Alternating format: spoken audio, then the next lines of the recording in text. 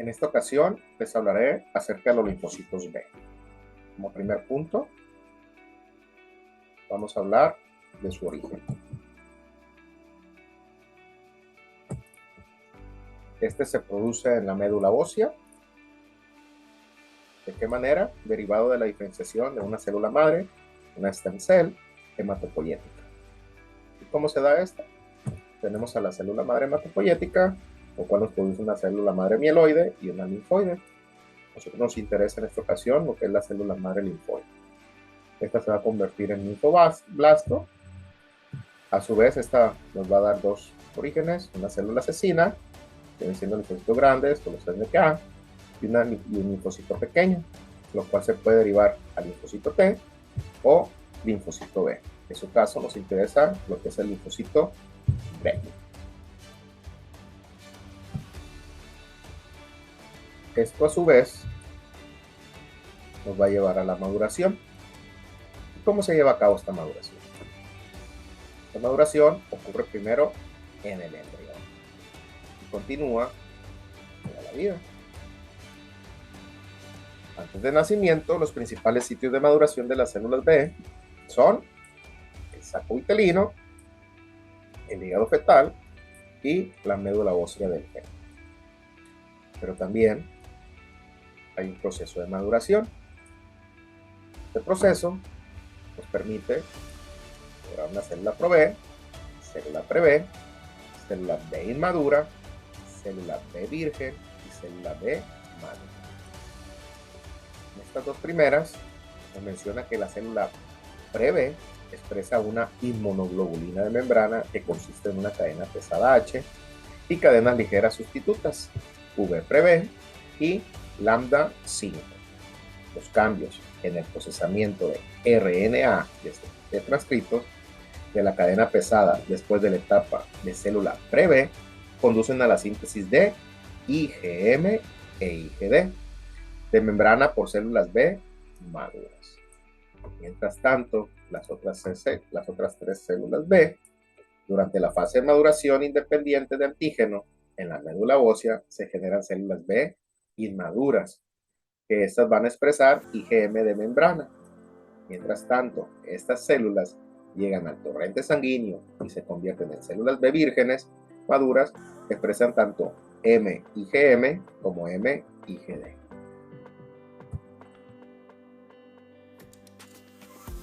Por otra parte, tenemos los tipos de linfocitos B. Tenemos los linfocitos B1 y tenemos los linfocitos B2. Los linfocitos B1 se originan muy temprano en la ontogenia y producen anticuerpos IgM. Se localizan en el peritoneo y pleura. Son himodependientes y se subdividen a su vez en B1A y B1B. Mientras tanto, los linfocitos B2, su receptor específico o BCR, se encuentran en órganos linfoides secundarios y tienen altas concentraciones de IgM. Requieren generalmente de la cooperación de los linfocitos T para convertirse en células efectoras.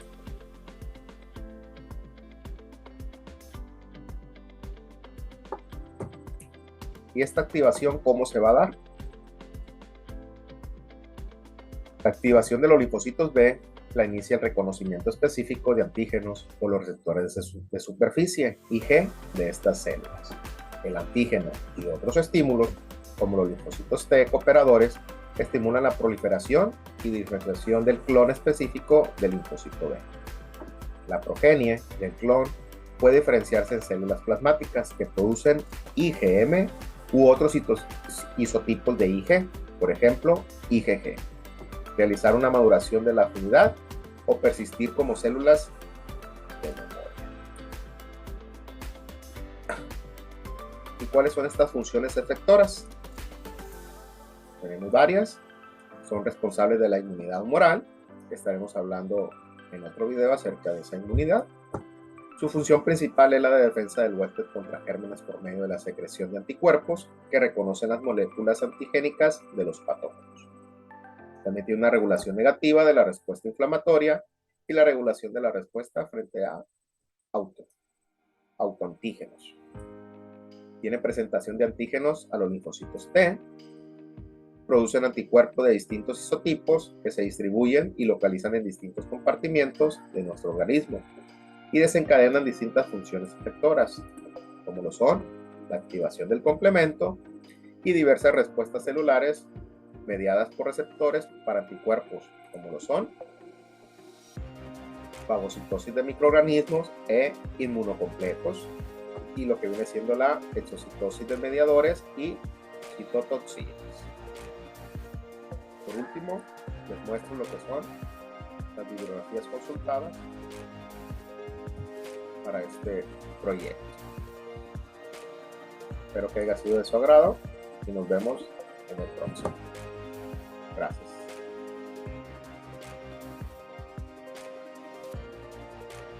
En este video estaremos hablando de la inmunidad humoral. Vamos a comenzar. Las células B son únicas capaces de sintetizar anticuerpos. Para ello, vamos a estar hablando de linfocitos B1, linfocitos B2, antígenos, anticuerpos, dominios de las inmunoglobulinas. Como primer punto, tenemos a los linfocitos B1. Estos presentan diferencias en marcadores y en capacidad funcional con los linfocitos B2. Producen anticuerpos IgM en respuesta sobre todo a carbohidratos. Localización del peritoneo y la pleura. No requieren de la ayuda de los linfocitos T para producir anticuerpos. Participan en la primera línea de defensa frente a infecciones de forma semejante a como lo hacen las células T en epitelio y pulmón. Ahora veremos a los linfocitos B2. Los linfocitos B2 convencionales requieren de la cooperación de los linfocitos T para convertirse en células efectoras, de lo contrario de los linfocitos B1. Expresan otras moléculas diferenciales de los linfocitos T, como son los marcadores CD19, CD20 y CD20. Ahora pasemos a los antígenos. Los antígenos proteínicos inducen la producción de anticuerpos de clases funcionales diferentes, IgG, IgA, IgE, a partir de un solo clon del linfocito B. Son moléculas capaces de provocar una respuesta del sistema inmune. Si la respuesta es de tipo humoral, resultará en la producción de anticuerpos contra él. Ahora vamos a ver, pues, ¿qué viene siendo esto? Cuando el antígeno es grande, el anticuerpo solo puede reconocer una parte de él, que viene siendo el determinante antigénico o epítope. Ahora, ¿qué nos quiere decir los anticuerpos? En la inmunidad humoral, los anticuerpos se unen a los microbios y evitan que infecten a las células. Son los únicos mecanismos de la inmunidad adaptativa que impiden que se establezca una infección. Estos, a su vez, tienen varios tipos. La IgA la secreta el epitelio de la mucosa y neutraliza los microbios en las luces de los aparatos respiratorio y digestivo. La IgG y la IgM activan el sistema del complemento a través de la vía clásica y los productos del complemento. Promueven la fagocitosis y la destrucción de los microbios. Y vamos a hablar acerca de cada uno de ellos. Primeramente tenemos la IgD. Es una inmunoglobulina asociada a la membrana de los linfocitos B. Sirve principalmente como detectores de antígenos para las células B. Por otro lado, las IgM y las IgG se detectan principalmente en el plasma sanguíneo y en el líquido intersticial. Las IgE son anticuerpos que participan en las reacciones de hipersensibilidad. Y por último, las IgA aparecen fundamentalmente en secreción y recubriendo mucosas expuestas al ataque de agentes patógenos externos. Ya lo habíamos mencionado anteriormente. Los IgG cubren a los microbios y los digieren hacia la fagocitosis. La especificidad de los anticuerpos. La especificidad de estos se debe a que el antígeno encaja en el locus de reconocimiento del anticuerpo. ¿Cómo se da este? El locus está constituido por los extremos de la cadena ligera y pesada, en la que encaja el antígeno y que permite se ponga de manifiesto toda una serie de fuerzas que mantendrán unidos antígeno y antígeno. Y aquí podemos ver en esta imagen porque el antígeno encaja en el locus de reconocimiento del antígeno. Por otro lado, el reconocimiento eficaz se basa en que exista entre el antígeno y el anticuerpo una interacción tal que las fuerzas de atracción superen a las de repulsión, de manera que el complejo que se forme sea estable. Eso es lo que queremos, que sea estable. Las funciones efectoras de los anticuerpos: de neutralización, de opsonización, fijación y activación del complemento. Son las tres funciones. Pero dentro de la neutralización, ¿qué va a neutralizar? Toxinas, bacterias y virus. Y en la opsonización, las bacterias que poseen cápsula o envoltorio se resisten a ser fagocitadas por los neutrófilos.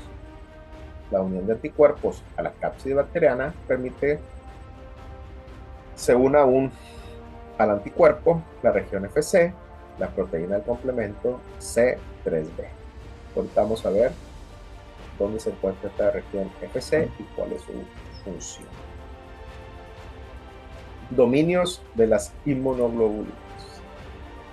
Como se los había mencionado, dos dominios variables, BH y BL, aquí lo vemos, y cuatro dominios constantes, CL, CH1, CH2 y CH3.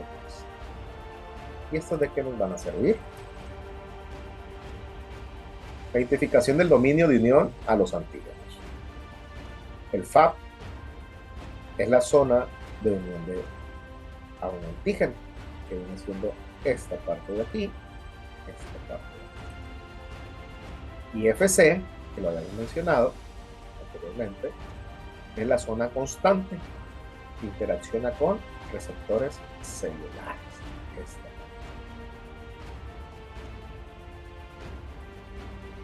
Y esto sería la parte de inmunidad humoral.